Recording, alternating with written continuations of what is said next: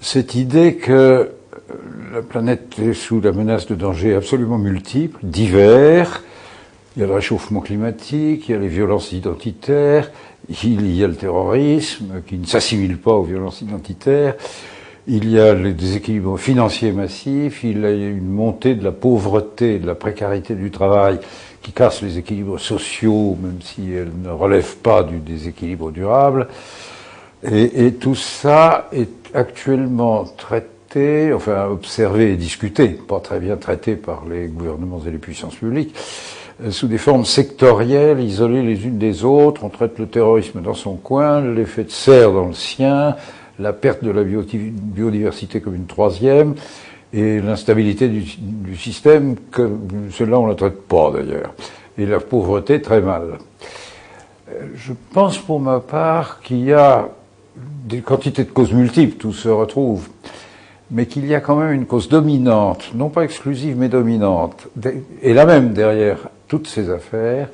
et qui est la dérive du système capitaliste depuis une trentaine d'années. Le marché a des vertus uniformisantes dont on découvre qu'elles sont destructrices des valeurs identitaires. C'est vrai des folklores, mais c'est vrai plus profondément des façons de vivre. De la même façon, ce régime se donne comme légitimité de permettre l'accumulation du profit, motif à la légitimité morale contestable, et il nous vient principalement de l'islam, une contestation majeure et frontale, pas toujours assassine, il y a aussi une contestation modérée du capitalisme pour indignité. Et puis c'est lui aussi, s'il avait été capable de 1945 à 1975 de fonctionner en plein emploi en assurant une croissance rapide et régulière et sans crise, d'accumuler maintenant des crises financières à raison d'une tous les 5 ou 6 ans, multiples, il y en a déjà 5 ou 6 depuis 1990, et d'avoir précarisé tous les liens sociaux, et principalement celui du travail et de l'emploi. C'est donc bien cette dérive générale qu'il faudrait traiter, et j'ai suggéré qu'on accepte